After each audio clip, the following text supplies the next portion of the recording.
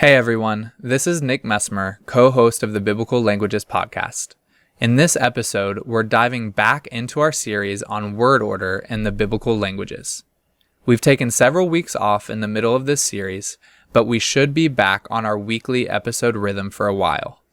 After this episode, we'll have 2 more episodes in this series on word order. Then, we'll kick off an exciting new series looking at key Greek terms in Paul's letters. We have a pretty amazing lineup of guests who will be digging into some really important topics, so stay tuned for more information on that series.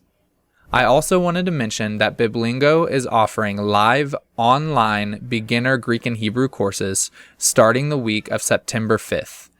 These are 8-week courses that use Biblingo's interactive approach aimed primarily at developing reading fluency with the languages. Registration is open, and early registration pricing of $240 is available through August 17th. You can learn more and register at biblingo.org/live. Now, let's dive into the episode.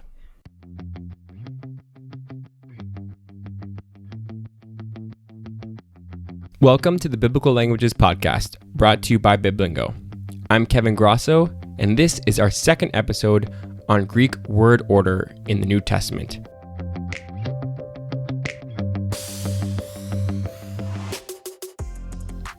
In this episode, we will be focusing on word order in sentences with a topic or focus, as well as word order in questions.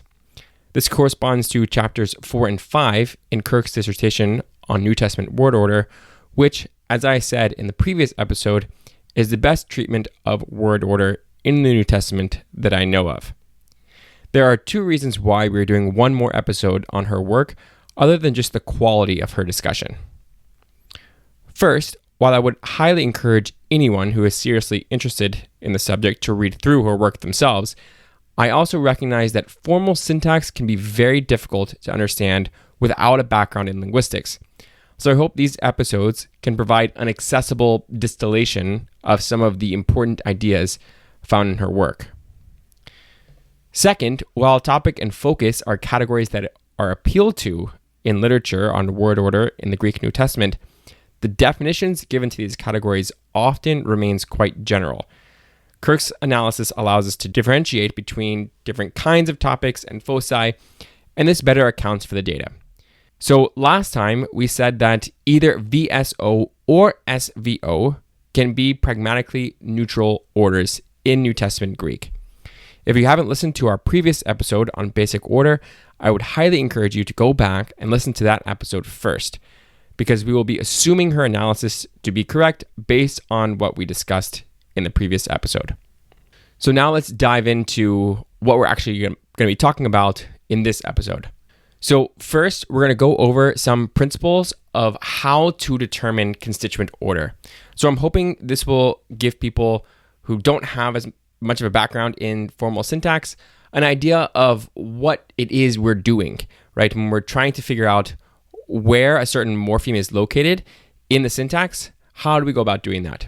So we'll talk about some principles to help us determine constituent order. And then we will talk about the location of topic and focus. So we will go through topic first and then focus. We'll go through different kinds of topics, where they are found in the syntax, whether they're found in the same place or different place. And the same thing with focus, right? Are there different kinds of focus? Where are those found in the syntax? Different place, same place, etc. And then we'll do the same thing for the location of question words. So first we'll focus on yes-no questions. So we'll go through examples of yes-no questions, some with question particles, some without. And then we will go through what are called WH questions. So these correspond to WH words in English: why, what, who, etc., etc. And so this is actually the term used in linguistics for these kinds of words, even though, of course, many languages have the same kinds of words that don't start in WH. But they're called WH questions or WH words. And so we'll go over the location of WH words in Greek, and then we will draw some conclusions. To begin with, let's talk about how do we go about determining the order of a constituent in a sentence. One thing to note is that some words have different possible orders, okay? And there are other words that are only found in one order. So for example, we can look at the word often.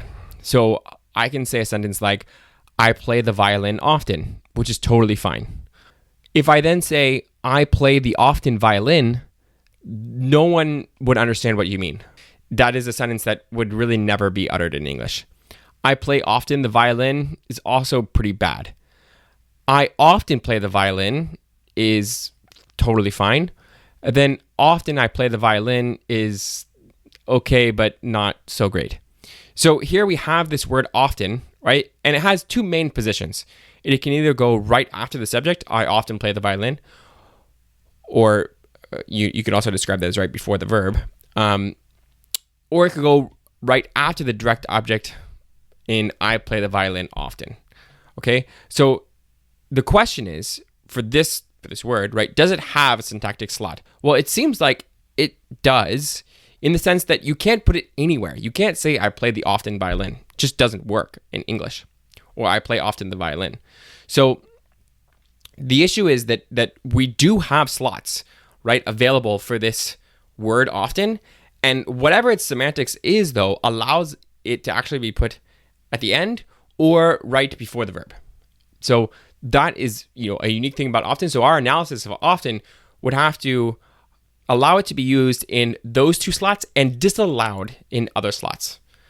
There are other kinds of words that are only allowed in one slot. So these are words like, or like a prepositional phrase, right? So like the word in. So if you take, the phrase in the room, you're never going to find it with the room in, right? Or the in room, or in room the in, or room in the. So those are all the options, right? And we only ever find it in one place. So what this suggests is that there is actually a place in the syntax, right, for the word in, right, in relation to the noun phrase or determinative phrase that follows it. So you have always, right, in English, preposition first, and then the determiner if it's there, and then the noun, right? You always have in the room. So that might not be true in other languages. You might not have that same order. But the point is that we have consistency in the order of the constituents, at least in these kinds of phrases. So then the idea here, if we just extrapolate from this, could there be slots for things like topic and focus, right? If there's a slot for a preposition, could there also be a slot for topic and focus? And this is what people, or what has led people to say yes, right? If there is a slot for a prepositional phrase, why not a slot for topic and focus, right? And the idea is that in languages, in many languages, we do see movement for topic and focus.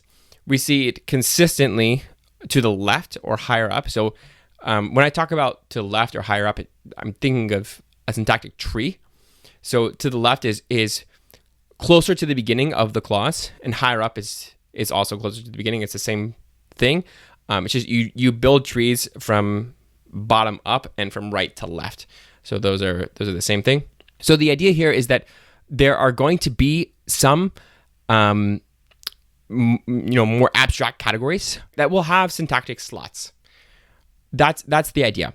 And this is going to correspond to a certain semantic interpretation. And so this is why we see in language after language, topic and focus are to the left. They're higher up. They're before the verb, before the normal slot for the subject. And so it's not surprising, right, that, for example, in Italian, you will move topics to the left, and the same thing for Greek, same thing for English. In language after language, we see to the left, right, to the beginning of the clause, we're going to have a slot for a topic, okay? And so we have different interpretations of some words based on where they are found in the sentence. So I'll give an example of this. So you can say something like, truly, she answered the question. So this sentence is actually ambiguous. It could be that she answered the question and her answer was true, or it could be that it is true that she answered the question. We can also say she answered the question truly. And this sentence is not ambiguous. It has to mean that her answer to the question was true. Okay, so here we have truly occupying two different syntactic slots and behaving differently semantically. So the idea here is that there is a slot for an adverb like this, and one slot is lower in the clause, past the verb, and then another slot is before everything. Truly, she answered the question. And when you move the same word truly, you will get different interpretations for these clauses, right? And the word truly actually will not work for some kinds of verbs because it will be interpreted in the wrong way further down the clause. So for example, I can say truly she ran a marathon, which only has the interpretation again of it is true that she ran a marathon. Or we can think, okay, can we also put truly down past the verb, right? She ran a marathon truly is really bad. Like we would never say that. Okay, so the idea here is that when we talk about topic and focus, we are moving constituents to certain places in the syntax, and those places have semantic meaning, or they might have semantic meaning, right? So the question is, what kinds of meanings might they have? And so we actually see this in English with questions. So yes, no questions require verb movement in English. Did she run a marathon? We see the word did move or appear before the verb. Before the subject. Did is the verb. So that appears before the subject. And then we have she run a marathon. So here we actually see that did is in a spot that is, it doesn't have to be there, right? It is higher up in the clause. So we can say something like, she did run a marathon, right? In which case it means something different. That's, putting focus on the verb. And in that case, right, we have a different semantics and we have a different order. So wherever we put, focus in English, we need to, or this kind of focus, this do support focus, she did run a marathon, that is going to have a different order. It's going to have a different syntactic slot than did she run a marathon in a yes-no question. So, and we see in English again that we do have a topic slot. So we can say something like, about Liana, she did run a marathon. About Liana is a topic phrase in English. So we have that topic first, and then we resume with the pronoun, she did run a marathon, in which case, again, we see that the topic is to the left or higher up to the beginning of the clause. So how then do we determine the order of these constituents? So we have seen that topics in English can be to the beginning of the clause, and we've also seen that yes-no questions can move the verb to the beginning of the clause. So which one comes first, right? So this is a very important part of how we determine constituent order, right? Is we say, okay, well, let's put those two elements together and see which one should come first. So we can say, for example, about Liana, did she run a marathon? So this sentence shows us that there is a topic phrase about Liana, and then there's also, did she run a marathon? This yes-no question. So this sentence shows us that the topic phrase comes before yes-no questions. So in our previous examples, we didn't know this to be the case, right? We just said, okay, in both cases, we see some sort of movement to the left, to the beginning. But now with this example, we see, okay, there is actually an order to topic and questions in English. Topics come before questions.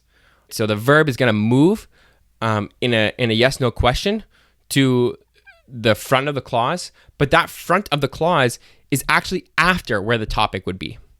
And you can't say it the other way. So this is what's important. You can't say, did about Liana, she run a marathon, right? That's terrible. No one would ever say that.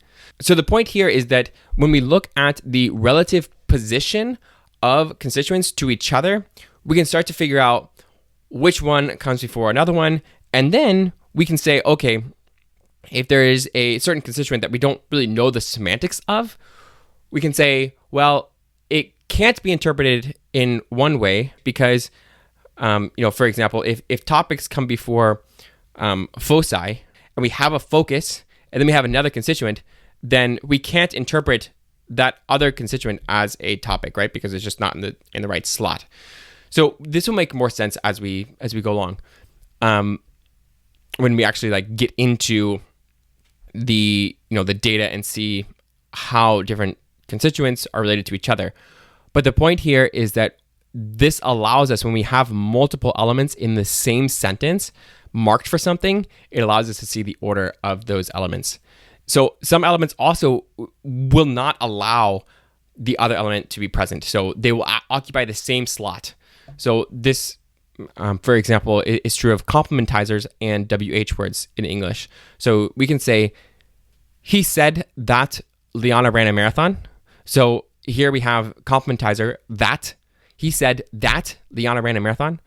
And then we have a very similar sentence, like he questioned what Liana ran. And so in this case, the what seems to be occupying a very similar slot to that in the first sentence, right? He said that Liana ran a marathon. He questioned what Liana ran. And so the question is, can we put both of those elements in the same sentence? So can we say he questioned that what Liana ran? No, it's terrible, right? We would never say that. Or he questioned what that Liana ran. Also terrible. So you can't put a WH word in an indirect question and a complementizer in the same sentence. So what does this tell us? It seems to suggest that these two elements occupy the same slot in the syntax, or for whatever reason, they are mutually exclusive. So we will see that this will help us to determine, again, the relative position of elements in a clause, because if we never see two words co-occurring, right, it might suggest that they actually do occupy the same slot. Let's talk about now topic. So how do we determine the location of topic and focus? So first of all, Kirk talks about different kinds of topics.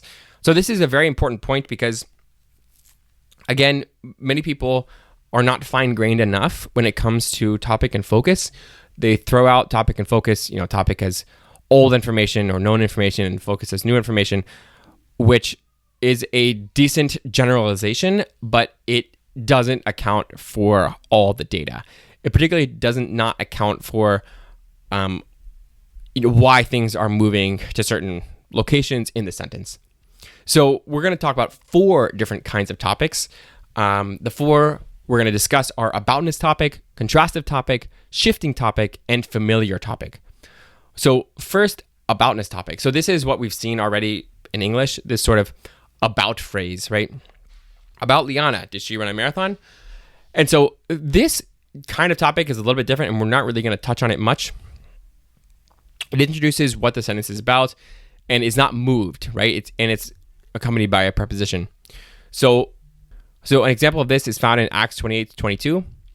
Peri men gar tes hareseos tautis gnoston heminestin hoti pantachu antilegetai.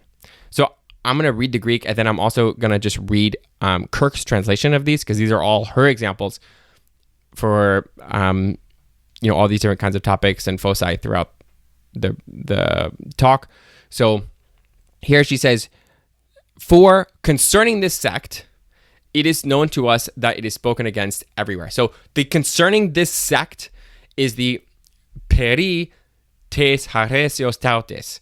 So that is the aboutness topic, right? That is first in the sentence, peri, and then you obviously have the postpositives men and gar, but you have first is the peri. And so this is the very beginning of the clause. It's before the main clause, and then the main clause resumes the topic, this aboutness topic, usually with some sort of like pronominal element. Okay, so that's the basic idea in this kind of topic.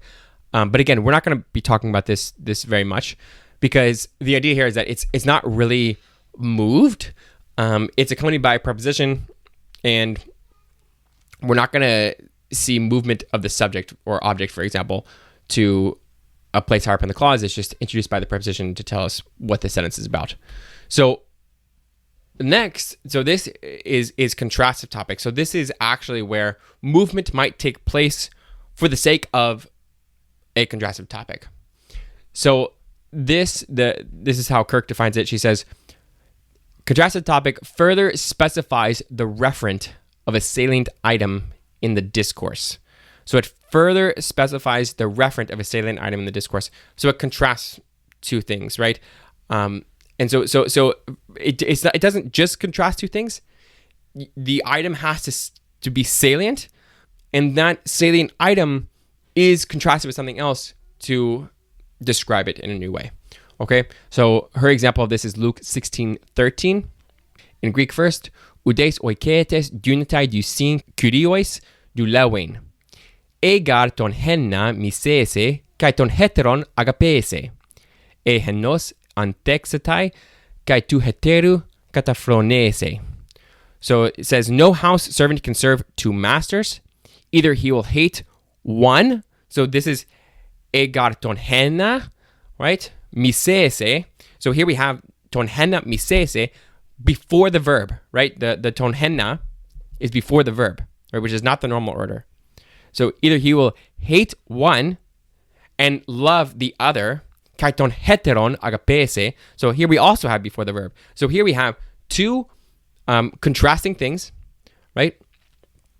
One and the other both appear before the verb, even though they're objects, which is not normal in New Testament Greek, and they're salient in the discourse. We've already said that you can't serve two masters, and these are the two masters that we're talking about. Okay, so it's not new information. It's still a topic in that sense, but it's contrastive, and it shows up in an order that seems to be before the verb, higher up in the clause. So now we move to shifting topic. So shifting topic is defined as a newly introduced, newly changed, or newly returned to topic. Kirk's example of this is Luke 10:40. He de Martha peri espato peri pollen diakonian. Okay, so here we have he de Martha, and the idea is that this, in the context, is a topic that is newly returned to. So this is when Mary and Martha were both with Jesus, and Martha was busy serving. This is actually, I'll read the translation, but Martha was busy with much serving. So Martha has already been introduced, and Mary's been introduced. It was just talking about Mary, the context, and now we switch back to Martha. So Martha was busy with much serving. And so we see this also accompanied by the de. So Kirk mentions this as an interesting point. People have said that de is associated with this whole topic position. She says that it is sometimes correlates with a shift in topic or a shifting topic, but not always. So de can introduce a new topic or reintroduce an old topic, but it doesn't always do that. So that's an important point. We will often see de co-occurring with this shifting topic, but it doesn't mean that when we have de, we have a shifting topic. Okay, so then our last topic is a familiar topic. So this is given or accessible from the discourse.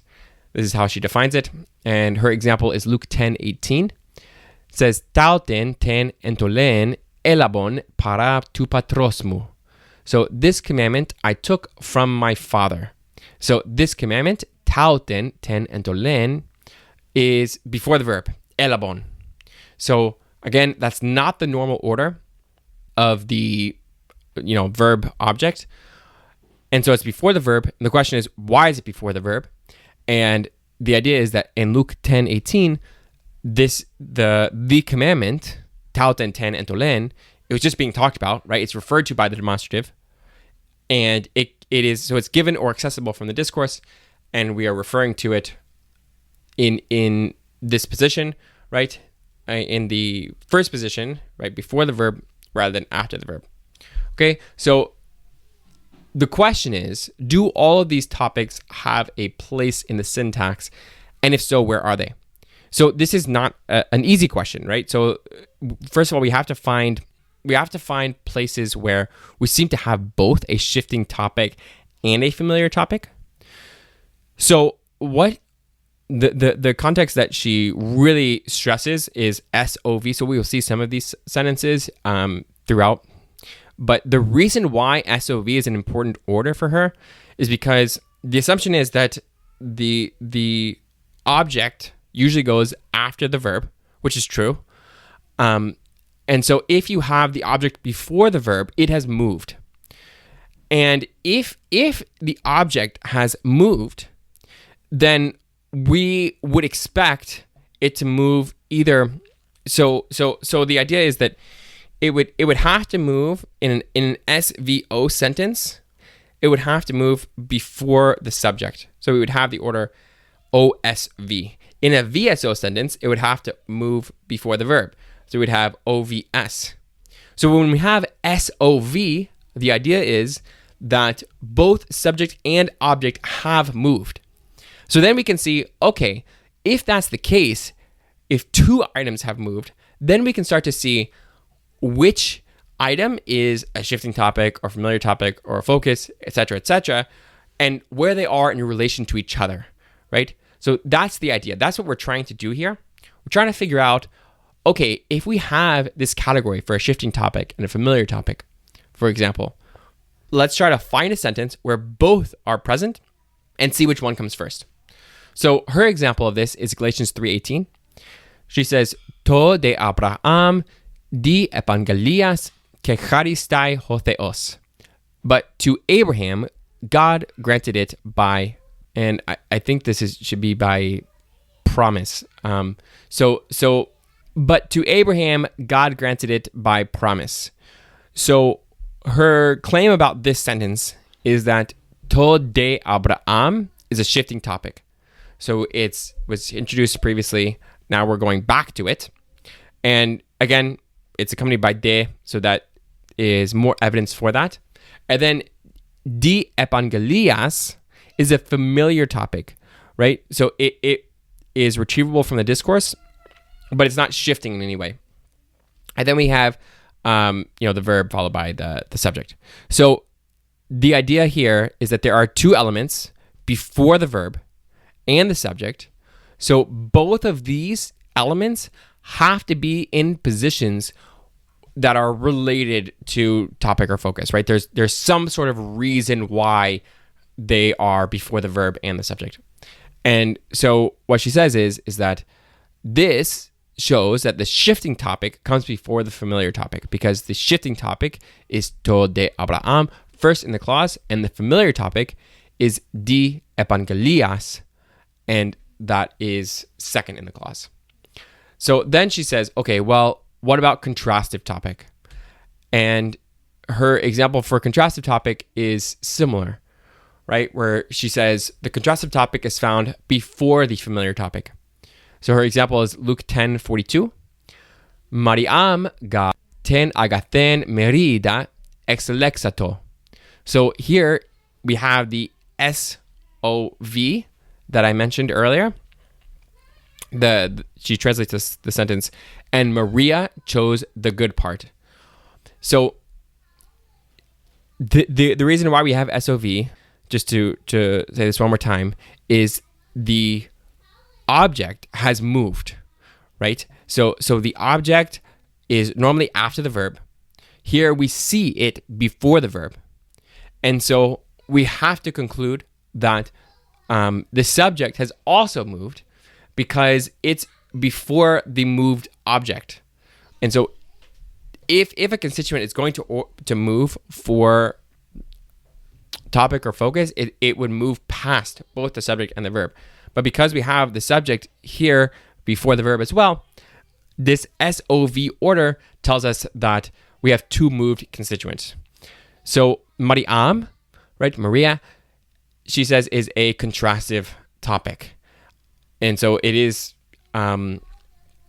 contrasting, again, Luke 10:42, the same sort of context we mentioned earlier, Mary and Martha. Mary is contrasted with Martha. And then the familiar topic is ten agathen merida, the good portion.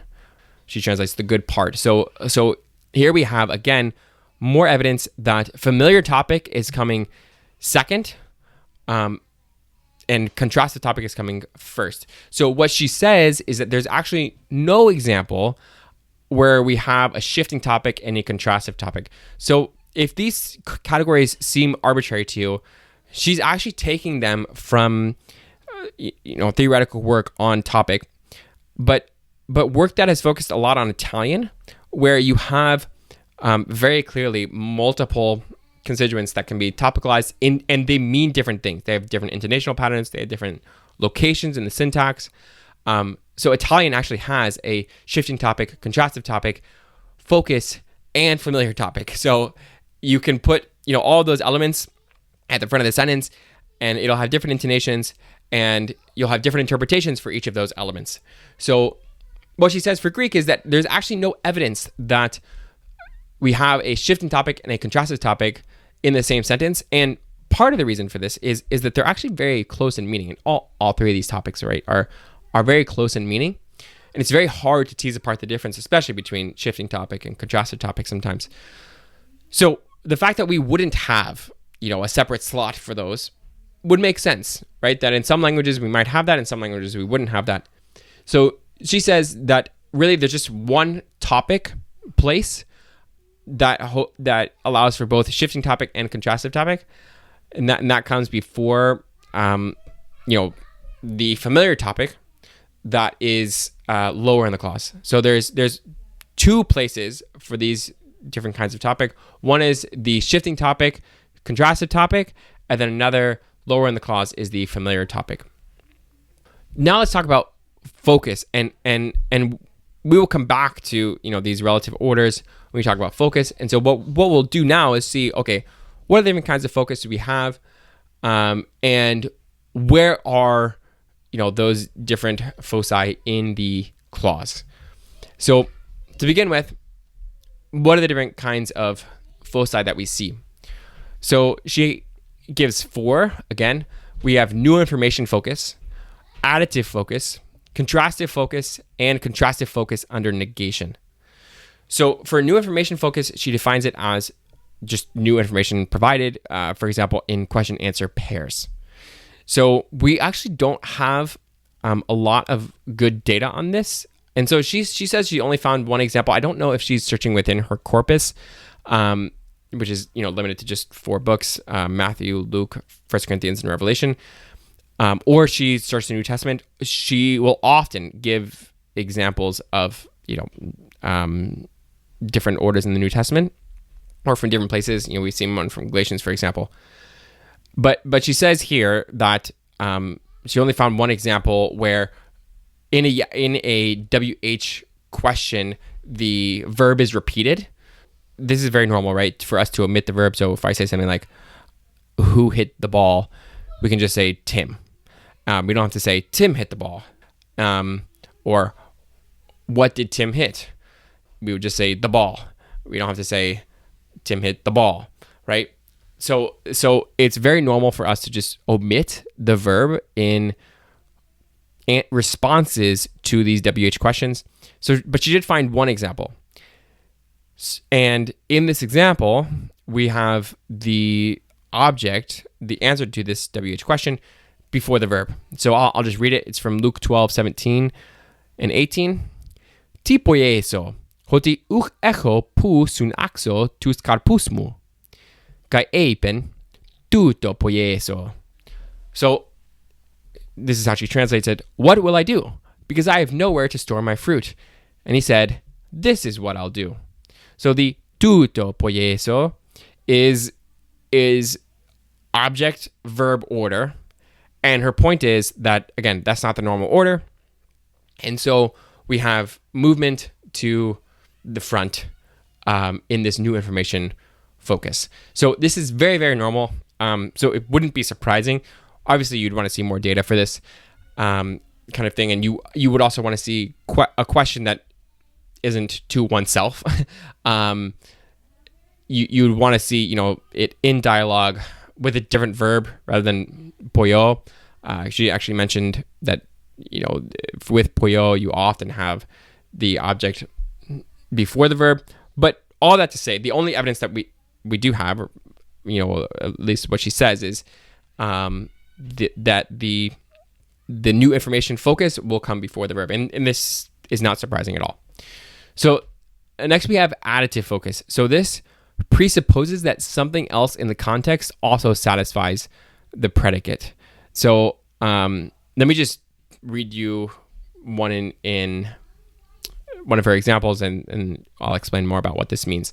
So, e me edite, kai ton pateramu an edite. So, if you had known me, you would also have known my father. So, this also is the additive focus here. In Greek, this is done with kai. So, she talks a lot about this. Obviously, kai can be used just as a conjunction, but it is very clear that it can also be used in this sort of construction. And, people have said, oh, it's translated and also sometimes also, or even. In this case, when it's translated also or even, what people are, implicitly suggesting is that it is one of this additive focus particle. So, kai ton pateramu an edite. So, the idea is that we have this kai ton pateramu, and it is before the verb. So again, that's not the normal order, and it has this focus particle kai, and we have the inverted order. So that suggests that the focus position, right, for this additive focus is before the verb, or at least it can be. So that this is an additive focus pre-verbal example, but she also has an additive focus post-verbal. So this is her example. It's strepson auto kai ten allen. Turn the other to him too. So I'm not really sure if this, I'm assuming that this is not her only example. This is not the best example because strepson is an imperative, and we know that imperatives will sometimes move higher up in the clause. So it could, in theory, move past, focus if it moves to a place, an identical place, for example, to a question word in English, like particularly C. So we talked a little bit about this, T to C movement. For those of you that understand that would bring the verb past the focus position, potentially. It would according to her analysis. And so this isn't really the best example. I'm assuming that she has other examples of this additive focus post-verbal. We will see that you do often have these different kinds of foci, post-verbal and pre-verbal.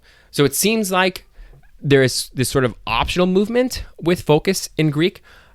You can just put focus on something by adding, kai, or this contrastive construction that we'll talk about in a second. But there is also a slot for it that comes before the verb. So what we want to see then is the co-occurrence of those things. So we don't want to say that every time you have focus, you have, this order, right? What we want to say is that if you have an element that is seems to be higher up in the clause, and it has this focus particle of some kind or focus construction, then it seems to be in a focus position. That's the idea. So next we have contrastive focus. So again, she has two examples, one pre-verbal and one post-verbal. So contrastive focus is evaluated within a set of alternatives that possibly satisfy the denotation of the predicate. So her example, eleos thelo kai ou thusian. I want mercy and not sacrifice. So here, it is mercy that Jesus wants, right? Eleos, and that is placed before the verb. Eleos thelo kai ou thusian. And so there's this contrast with eleos, mercy, and thusian, sacrifice.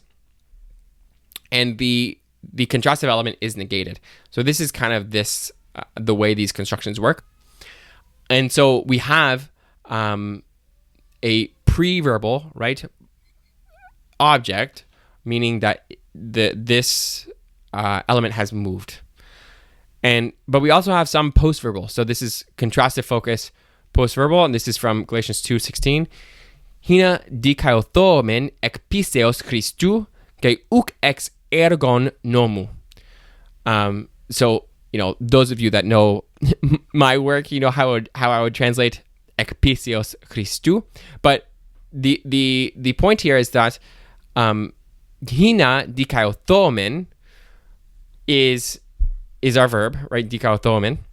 And then we have ekpisteos Christou, and it seems to be in this contrastive focus with kai uk ex ergon nomu, because then you have an alternative negated, right? So we have the same focus construction like in Matthew 9:13, eleos thelo kai u thusian, I want mercy and not sacrifice. So the same kind of thing. We're justified by the Christ faith and not works of Torah. The same sort of contrastive focus, but the ekpisteos Christou comes after the verb rather than before. And finally, we have contrastive focus under negation, not X but Y construction. So the difference here, it's very similar to what we just saw with contrastive focus. The difference here is that the focused element is negated rather than another element being negated. So we have her example of this in Matthew 9:13. Kai hos an eme dechetai, uk eme dechetai, Allah ton apostelantame. So, and whoever should receive me will not receive me, but the one who sent me. So the idea here is that the focus is on uk eme dechetai, uk eme. And then the contrast is with but the one who sent me. And we see that the negation goes with eme, and both precede the verb. And then we also have contrastive focus without negation. So this example too, I was a little bit puzzled by, and I don't know if she has a better example of this. But she said, this is her example. Ugar elthon kalesai dikaius al hamartolus. So, for I came not to call the righteous, but the sinners. So the reason why I don't think this is the best example is it could be interpreted the way she says it, right? The way she translates it. For I came not to call the righteous. So I have come, but I'm not doing it to call the righteous people, but I'm doing it or I've come to call the sinners. The problem is that you do have u here in the front of the clause before the verb, and so it's hard to tell if it should not just be understood like, for I did not come to call the righteous, right? So my coming was not for this reason, but I came to call the sinners. So it's just a little bit difficult to tell whether the contrast, right? I mean, clearly you have contrast between dikaius and hamartolus, and that's what leads her to say that we have this contrastive focus with negation, post-verbally. But the issue is that it's not clear that u really goes with dikaius. That would be, you would just like to see a better example of that, particularly u in that same slot, and where we know it's not negating the predicate. So we've talked about 4 different kinds of focus, right? New information focus, additive focus, contrastive focus under negation. So now we have these sorts of constructions. The question is, where are these in relation to what we talked about before with topics? So does focus have a specific place in the syntax? And if so, where is it? So we have an example of 1 Corinthians 2:12, where she says that contrastive or shifting topic comes before contrastive focus. So this is her example. Hemes de uto pneuma tu cosmu elabomen, ala to pneuma to ectu theu. Now we received not the spirit of the world, but the spirit of God. So this is a good example. We have hemes de, so the de is again correlates with topics, shifting topics. And so that is the first element in the sentence. Then we have uto pneuma tu cosmu. So here we have an object with a negation. So the fact that you have the object before the verb, again, this SOV order, suggests that the object has moved and then the subject has also moved. And because we have the subject first, and it seems to be interpreted in context as a shifting topic, the shifting topic has to be before focus, because the uto pneuma tu cosmu seems to be in this contrastive focus construction with ala to pneuma to ectu theu. So under her analysis, the focused element would not have to have moved in this construction. But the fact that we have this focus construction means that it can move, and it seems to have moved because it is found before the verb, right? That's the idea. And it has moved to a place that is lower than shifting topic. So we conclude from that shifting topic comes before contrastive focus or focus, right? She's going to assume that there's only one focus slot, and this has just been demonstrated in the literature, so we won't get into it. So what we've said before is that shifting topic and contrastive topic are in the same spot. So then that means the focus is after this shifting / contrastive topic. But we also said that familiar topic seems to be after the shifting or contrastive topic. So the question is, right, does focus come before or after the familiar topic? And it seems that, according to our example, familiar topic actually comes after the focus slot. So here we have an example from 1 Peter 4:1. It says, kai himes ten auten enoyan hoplisaste. So you two be of the same mind. This is how she translates it. I wouldn't really translate hoplisaste as the copula, but kai himes is this additive focus, right? So her point is that in the context, this is not the conjunction. It is an additive focus particle that is putting focus on himes. And then we have ten auten enoyan as the familiar topic. Again, we have SOV. This is, the of the same mind. The fact that we have ten auten, the same, right, shows that it is familiar, right, in the discourse. It's not contrasting with anything. It's not shifting anything. So it's not a shifting or contrastive topic. It seems to be a familiar topic. It's found before the verb rather than after, which is not to be expected unless it is doing something pragmatic. And so from this, we can conclude that the focus position is before the familiar topic position. So that leads to the following analysis, right? We have in the beginning a topic phrase that has either a shifting topic or a contrastive topic. That's followed by a focus phrase, and this focus phrase can have different kinds of foci appear, but in either case or in any case, it seems to present new information that usually contrasts with something. And then we have a familiar topic phrase. So in the familiar topic phrase, we have entities that are known in the discourse that are just referred to. And then we have our tense phrase, our verb phrase, etc., etc., etc. So what we've seen is that, particularly with SOV order, right, where we have both the subject and the object move, we consistently can see this order where if there is a contrastive or shifting topic, it's going to be first. If there is a focus, it will either be after the contrastive or shifting topic or before the familiar topic. And if there's a familiar topic, it will come last if two elements have moved, right? So that allows us to derive, all of these orders. So now let's go to questions. So let's talk about the location of question words.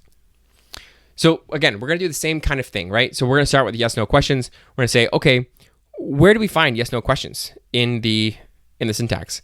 Do they co-occur with particles? Are they marked by something? Do they involve movement?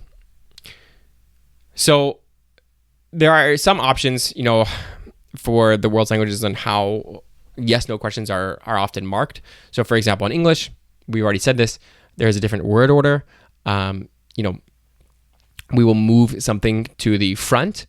So, I am speaking. Am I speaking? The am is the verb. It moves to the front of the clause. So that's English. We also have in some languages question particles. So Hebrew is a good example of this. The ha, right? Just marks a yes/no question. And Greek as well, right? You do have some question particles in Greek, but the normal way to do a yes/no question in Greek is just to have it unmarked. So in particularly in New Testament Greek, you have a few question particles that we will talk about, but they're optional, and most of the time for most yes/no questions, they are unmarked. So I'll give an example of this.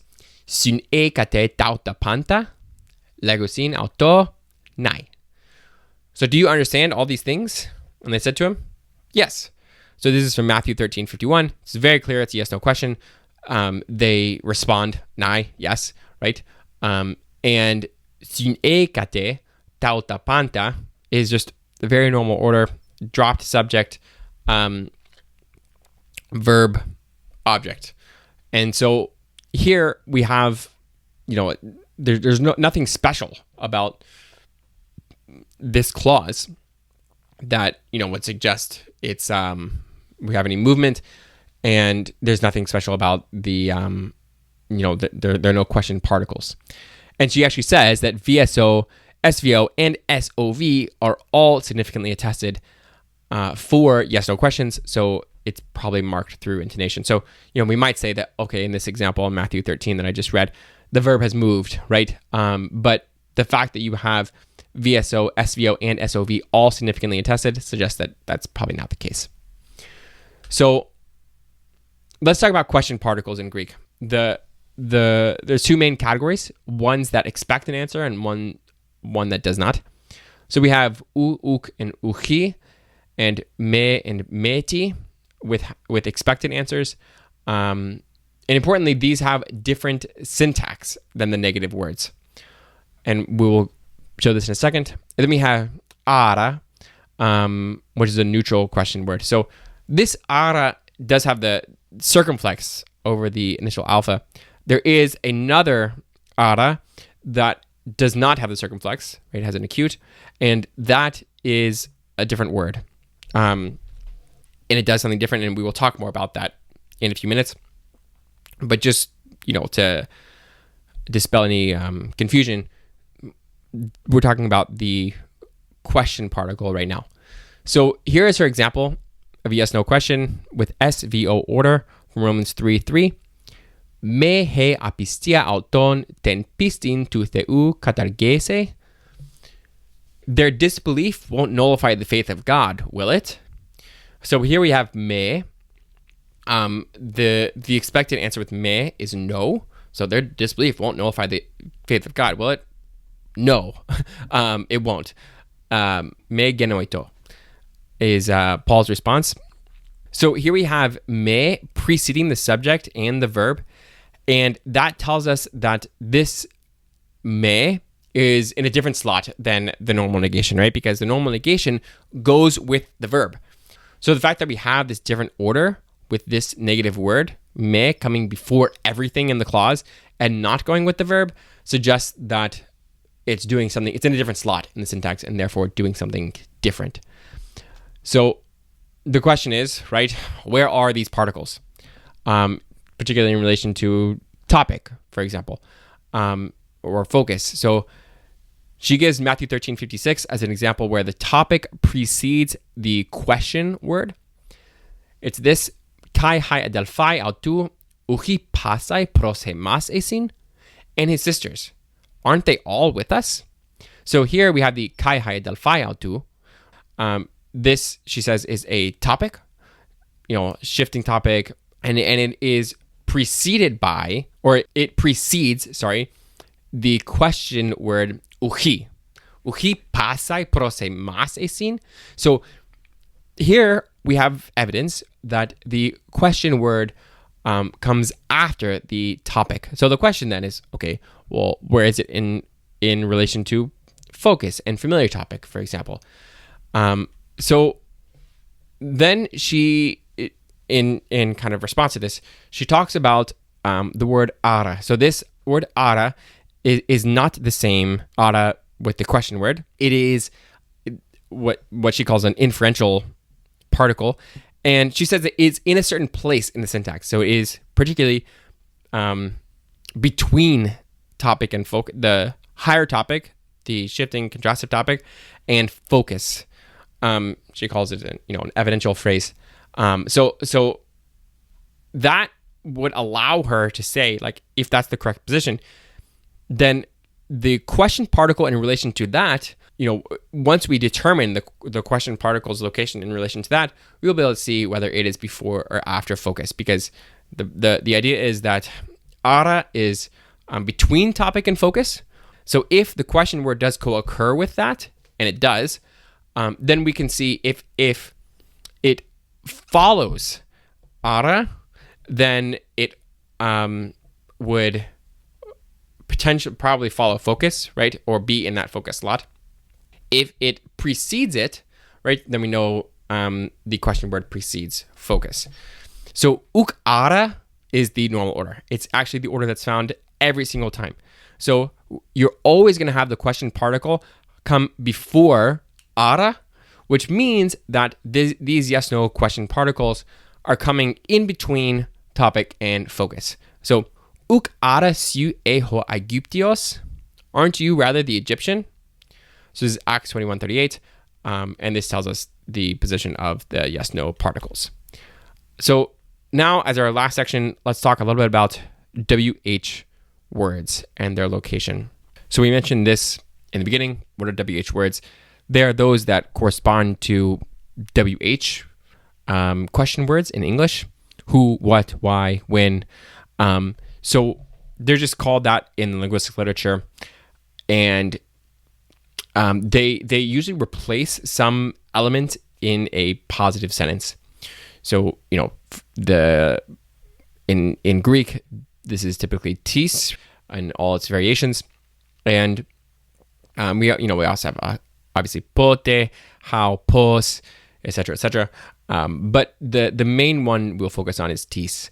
And what's special about this word is that it can replace a subject, object, or an adjunct. And so Kirk starts out with presenting us with some data. And this data is very interesting. It shows that the order of constituents in WH words, especially with objects, is not random. So we have, for those of you that are listening to this and not looking at the screen with me, we have WH VS order. So this would have to be where the WH word is standing in for an object, right? Because you wouldn't be able to have VS if the WH word were standing in for a subject, because the WH word would be the subject. But when you have it as an object, you have WH VS order 19 times, and you have WHSV order only 2 times, and one of them there is a text critical issue where it's debatable. So very, very strong tendency to have WHVS. And what's interesting about this is why, right? That's the big question. And we will get into this a little bit, but if you contrast this with adjuncts, you have a very split order with WH words as adjuncts. So WHVS with how questions, this would be pos and then VS. You have 15 occurrences, and then pos and SV, you have 8. So still more VS, but when you move to DAT, Y, you have 3 with WHVS and 15 with WHSV. So it's very, very even in this regard with adjuncts. But we do see this sharp contrast between WH words as objects between the VS order and SV order. So let's talk about why this is the case. So we know that in some languages, what happens with WH object questions is that the verb actually moves to a different location, specifically something related to the complementizer phrase. So we have in English, who drank the tea, where you have, who replacing the subject, and then you have the verb, and then the tea. With the object, what's different is that you have to have do. It's called do support. So what did the girl drink? You can't say what the girl drank, right? You would never say that. With the subject question, you can add did. Who did drink the tea? Is totally fine. But with the object question, for whatever reason in English, you have the syntactic difference. You're required to put did. What did the girl drink, right? That's the only way to say that. And so the question is the WH word in the specifier of C and the verb in C? So the question is, does the verb move with the object, right? So the object is the WH word. And so the idea is that if you have this inverted order, what if the verb, consistently VS, and we know that SV is a possible basic order in Greek, and we see that in other kinds of questions. What if the verb, just in these WH object questions, moves with the object to the front of the clause? And so what this would mean is, the analysis would be that the WH word is in the specifier of C and the verb in C. So we have T to C movement of the verb. And this is very normal. It's a very normal thing for this to happen with these kinds of questions. But the implication is that there will be no intervening element between these two, between the verb and the WH object. So this would account for the strong tendency of WH VS order in questions. And again, we know that WH objects often behaves differently syntactically than other kinds of WH words. So the problem with this is her, two counterexamples. So she actually presented this as, alternative analysis, and she has some work, which I actually haven't looked at, but she has some work where she has argued for this in New Testament Greek, that with WH object question words, the verb moves to C. And here, she argues against herself, which you always like to see scholars do, because, you can tell that they're keeping themselves honest and not just everyone else. So she says basically that because of examples where you have the subject intervening between the WH object and the verb, you can't have the verb move. At least that isn't obligatory. Then what she has to say is that this strong tendency is coincidental. So we saw that there are 19 WHVS and only 2 WHSV, only one really ambiguous one in her corpus, which is only 4 books, but still, it's a very strong tendency. So here are the examples that she gives that, seems to have kept her up at night. She said, this is Galatians 4:30, "Ala ti lege he graphe." But what does the scripture say? So this, is behaving like it should. Ti lege he graphe. We have WH object, followed by the verb, followed by the subject. Okay? So that's Galatians 4:30. But then we have an example like Romans 4:3. Ti gar hegraphe lege. So this is a problem, right? It's a problem because this is not the normal order, right? We almost always have the T, which is standing in for the object, followed by the verb, followed by the subject.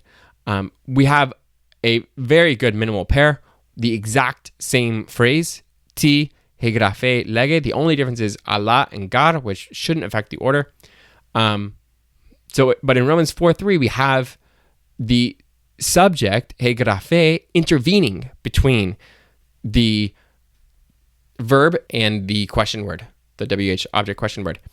So this shows that the verb and the WH object question word cannot be in relationship where the head is the verb and the specifier is the WH word, because if that were the case, nothing could intervene. And so the fact that we have this example shows that at the very least, this movement is not necessary. And she just says it's, coincidental that we have all these examples or all of this, data where we have VS. So I mean, this is something that it's a very interesting question.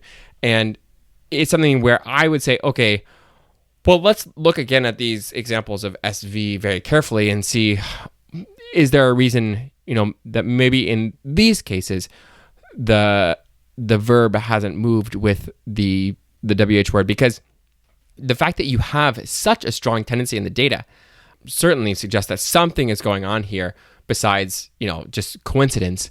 But you do have to deal with these kinds of examples, right? This is totally unexpected to have SV order after an object question word if the object word and the verb move to the front of the clause together, which we know happens in many languages. So this is a really interesting question, and honestly one that someone out there should investigate more deeply. So where are these WH words? So we already talked about where the yes-no question words are, and we're going to get to that in a little bit more detail in a second. But where are these WH words in relation to, topic and focus?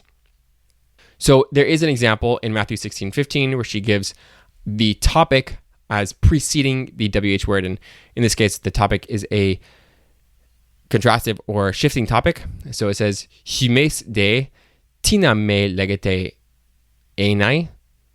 So, and you, who do you say that I am? So in this case, the hymes de is the shifting topic.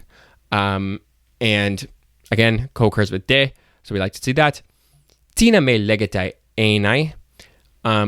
This is the question word, tina, right? So the WH word is following the topic here, which suggests that the topic precedes the WH word. So now, where is it in relation to focus? Can we find an example where you have a focus construction and these WH words? Her example is Matthew 15:3. Diati kai hymes parabainete ten entolen tu theu. Why do you also transgress the commandment of God? So here, the kai hymes is the additive focus that we discussed before. Kai is not a conjunction here. It's a focus particle, and it is following the diati, the WH word, which means that the WH word is occupying some slot between topic and focus. And finally, let's talk just a little bit about complementizers. So the reason being is that these WH words, like we said previously, seem to be occupying a similar slot to complementizers. So we actually said this when I was introducing consistent order in English. So we said, you would never say, he said that what, did she run? Or what did Liana run, right? Or he questioned that what Liana ran. Or you would never have the WH word and the complementizer co-occurring. And the reason is because they occupy the same slot, right? So it is this complementizer phrase. So you have an example here in Luke 24:7, where you have a complementizer showing the same order as with the topic that we just saw with the WH word. So I'll just read the example. Legon ton huion tu anthropu, hoti de paradothenai ischeras anthropon hamartolon. Saying that the Son of Man must be delivered into the hands of sinning men. That's her translation. So ton huion tu anthropu is the topic, and that comes before the complementizer hoti. And the topic is actually serving as the subject of de paradothenai. And so must be delivered. It's the Son of Man that must be delivered. So this is an accusative subject, and the fact that it comes before the complementizer. First of all, when I saw this example, I was like, oh wow, that's really interesting. I wouldn't have expected this, to see this subject of the embedded infinitive verb or the really de come before the complementizer, but it does. So this is not the normal order. And the idea here is that you have this same sort of thing happen with WH words. And so it is suggestive, and this is what she suggests, that the complementizer hoti and the WH word is they're occupying the same slot, right? And in fact, morphologically, the T, you actually see that in the complementizer hoti. You see, the morphological similarity. So the idea then, where are these question words, is that they are occupying the complementizer position. This is also sometimes called force, for like illocutionary force, but she calls it CP. She actually calls it force P at times as well, but she ends up with CP. So the idea is that in our, what we've talked about so far, the left periphery, right? All the things that come before the normal subject and verb in a normal sentence are topic first. So we have that as the shifting topic or contrastive topic. Those are our two interpretations. Then we have the CP. This is where you have complementizers like hoti, sometimes hina. You also have WH phrases here. It's particularly in the specifier of the complementizer phrase. Then you have question particles also as the head of complementizer phrases. So all of those things go in this slot, right? And then you have a focus phrase. So this follows both topic and WH phrases and complementizers. And then you have a familiar topic phrase. And this follows the focus phrase and comes right before the tense phrase and the verb phrase. So that's a big picture overview of the kinds of places that we see these different elements with different interpretations land in the syntax. So if it's a familiar topic, right, it could be in the first position, but it also could be in the second position if there's also a focus. If there's a WH word, it could be in the first position. It also could be in the second position if there's a shifting topic or contrastive topic like we just saw. So this will really help you to interpret the Bible, right? Because when you see that there are elements displaced, you can then say, okay, are there any other elements displaced? And how are those related to each other? How are those related to the context? That's the basic idea. So what conclusions can we draw from this? First, just to summarize from a high level, there are many different kinds of topics in New Testament Greek, and there are two different locations for these topics. So there's a shifting or contrastive topic. There's also a familiar topic location. And the aboutness topic we said is just before everything else, part of its own, it's doing its own thing with peri or whatever.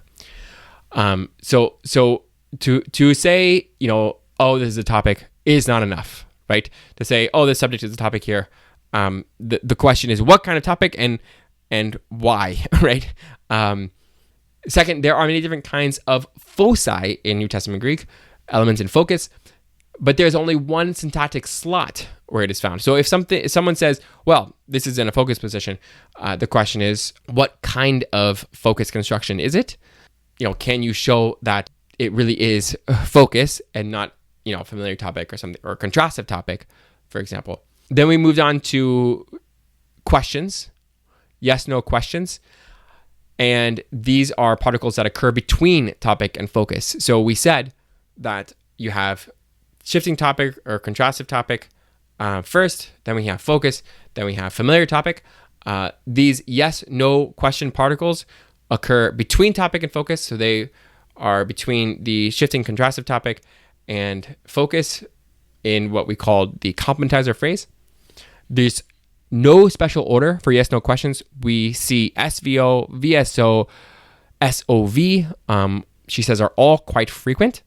So the assumption then is that there's some sort of intonation difference between questions and regular declarative statements, but we don't have access to that intonation difference.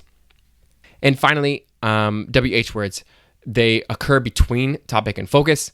Again, in the same order with these yes, no questions, probably in the specifier of the complementizer phrase rather than as the head, as a WH or as a yes, no question particle would. And these WH objects have a strong tendency to be VS, but every other kind of question shows considerable variation. So this is really a question for further research. The question is, why do these WH objects show this strong tendency for VS? Is it coincidence, or is there something else going on? Is there, possible movement of the verb to see with the WH word, or is there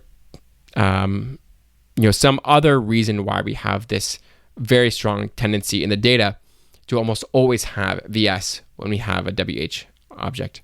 So there are a lot of questions left, right? And Kirk actually has another chapter on relative clauses, which we won't get into, but there are a lot of questions left about New Testament syntax, but hopefully this has given you an idea of the kinds of things you would need to look at, right, to have a comprehensive picture of New Testament syntax.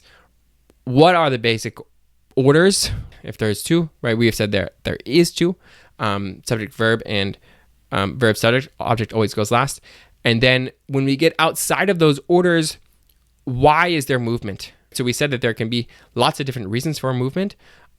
These pragmatic reasons we've said, topic and focus, different kinds of topics, different kinds of focus, different kinds of question words that can move things around in the sentence.